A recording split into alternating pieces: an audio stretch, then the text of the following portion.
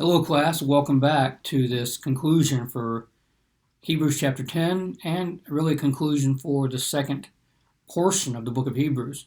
Of course, the first portion is chapters 1 through 6.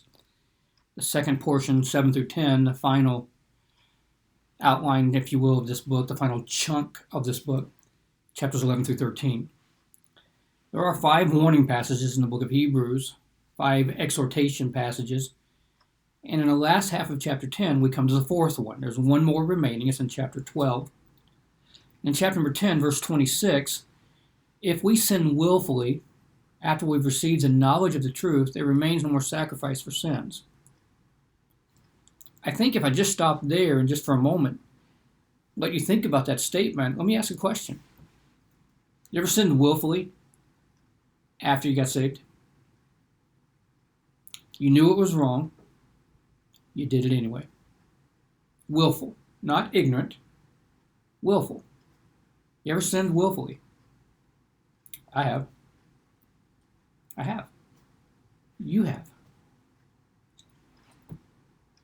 I believe every Christian has probably sinned willfully at least once after they got saved.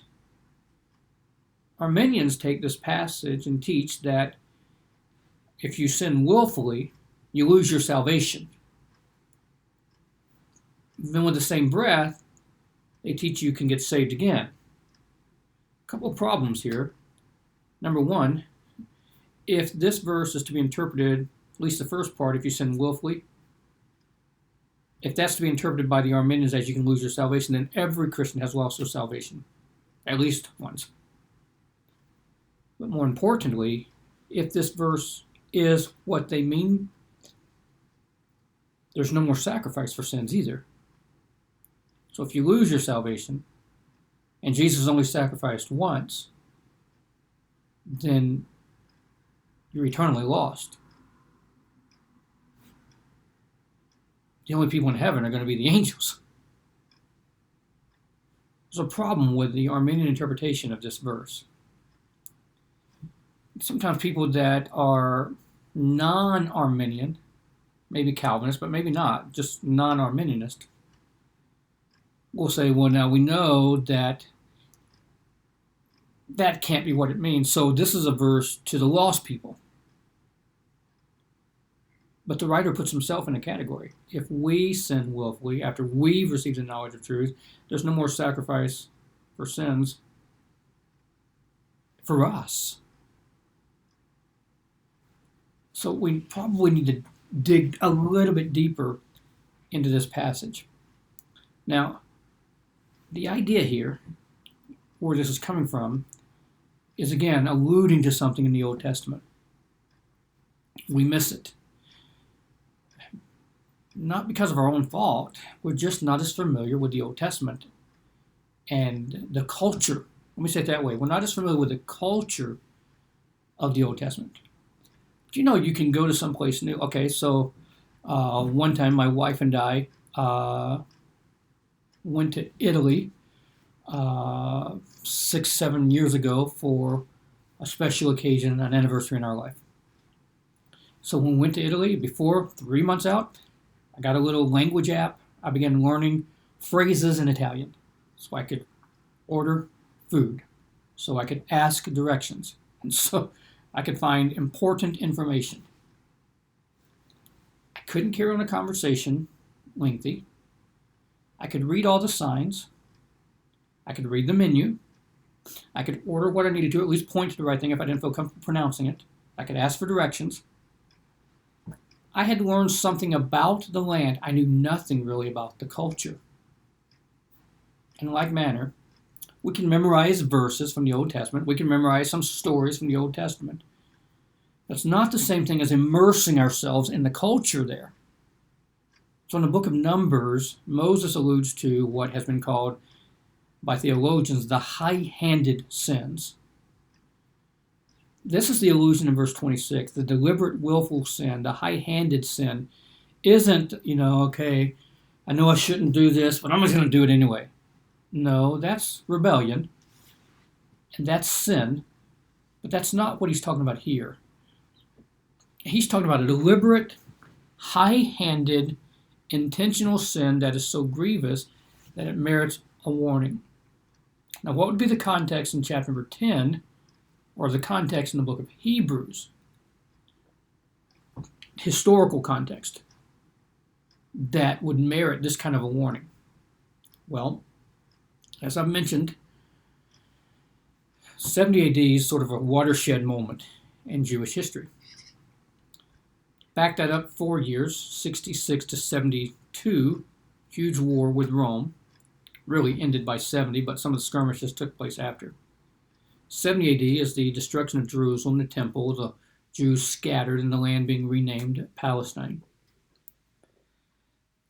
In those mid-60s, as this tension is mounting, and there's a stronger presence coming in that's eventually going to cause the Jews to revolt, there's pressure on these Christians who have now been recognized as, you're not just a branch of Judaism, you have left Judaism, and now they're feeling the pressure. There was a little bit of toleration when it's like, you just don't quite understand Judaism, we'll help you. But as Christianity and Judaism became further and further apart, it's very obvious to their Jewish friends, they're not following Judaism. They're not following the law of Moses. They are people of the way. They've chosen a new path. What they're teaching is totally different than what Judaism teaches. They see Judaism as being insufficient, incomplete. It brings them to the picture, but now the image has to take them the rest of the way. And so many of these people of the way have been ostracized by the people of Judaism. They've held funerals for these people. They have not done business with these people. They can't buy kosher meats. A lot of pressure. They have been, they're dead socially. But there's always this implication that if you'd come back to Judaism, you'd be accepted. If you would fall away from this and come back to here, you'd be accepted. If you would quit walking by faith and trust this sight that we already know we have, drift a little bit our way, then you would find acceptance. And so the writer's saying that would be a deliberate turning your back on Jesus to go back into the shadows. Why would you leave substance to go back to the shadows? If you leave the substance, the finished work of Jesus Christ, and go back to the shadows, that's a willful, deliberate, high-handed sin.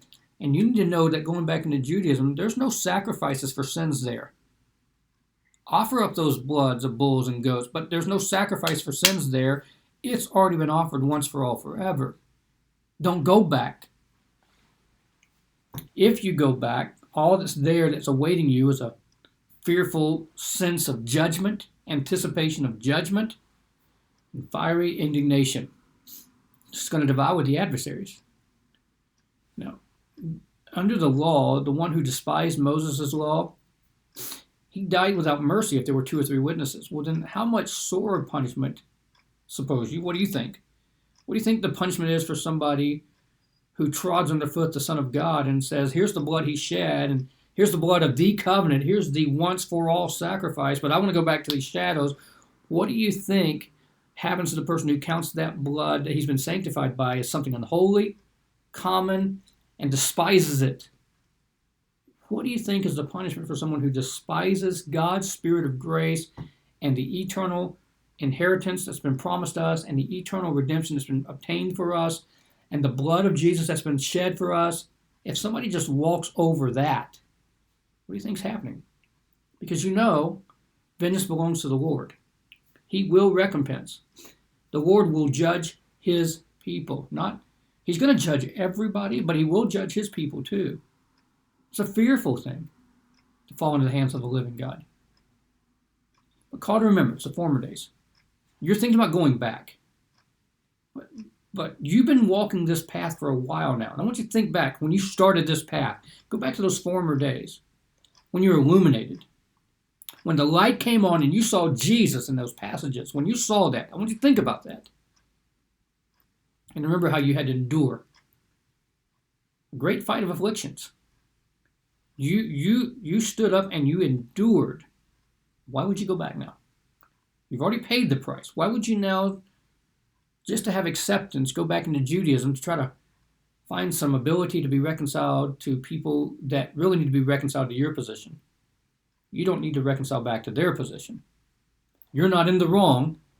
They're the ones who need to come to your position. So remember that former days. You were a gazing stock. You were an object of ridicule. There was reproaches, and there was afflictions.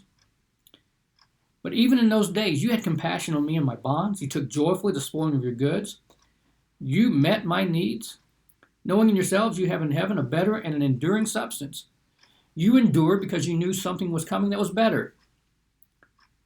So don't throw away your confidence. Don't throw away what you have, the reward that's coming. Don't forego all the rewards, and don't forego all the confidence and your confession and throw it all away because you feel the pressure from family to be accepted, and you feel like if I could just be a great patriot and fight for Judaism. We're not fighting for Judaism. We're warriors of the cross. Jerusalem will be destroyed. I prophesied it in the Olivet Discourse. So you going back to save it, all that's going to do is put you in line with the coming enemies, and everybody's going to be destroyed. Come outside the gate. Come outside the camp. You have need of patience. You need to endure. You need to persevere. And after you've done the will of God, you're going to receive the promise. Wait a little while. Endure a little while. Because he that's coming, he'll come. And he won't tarry. He's coming.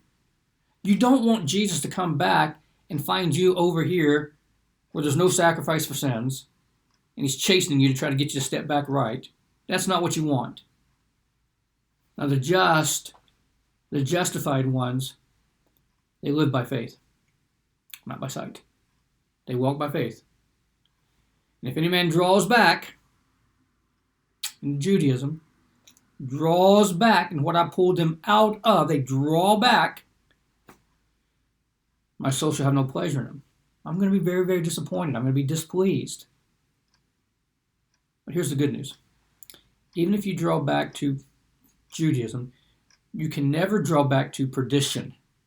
You'll never draw back to an unsaved state because salvation is secure. You may lose blessings. You may put yourself in a position to be chastened, but you won't be putting yourself in a position to be eternally damned because we believe to the saving of the soul. It's a strong warning to remind them that, hey, you've already come out of that. Remember those first days when it was very, very difficult, but you stood, you endured. Don't stop now. Jesus is coming. You don't want him to come. He's not going to tarry. When he comes, you don't want to be found living in the shadows. You've got substance. Don't put yourself in a position to be chastened. But if you do, I want you to remember that you're still belonging to the Lord. You're not drawing back to perdition. This is some of the warnings.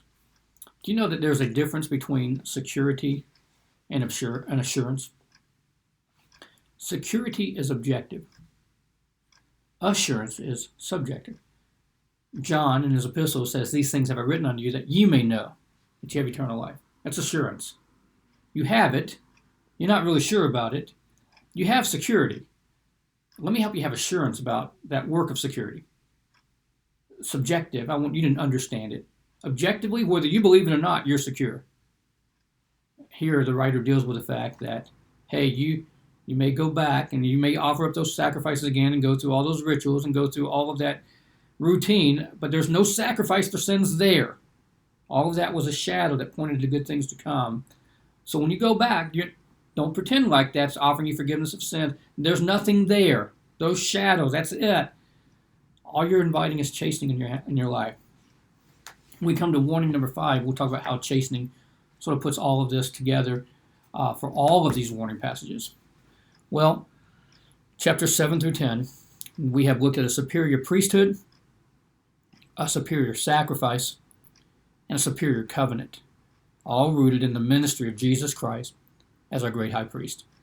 Chapters 11 through 13, a lot more practical, a little bit simpler to get our minds wrapped around. I do hope you'll take some time to think about chapters 7 through 10 and the work that Jesus has accomplished for us to allow us to go on to perfection. I'll see you as we start section 3 of the book in chapter number 11 in the next lecture. All right, see you there.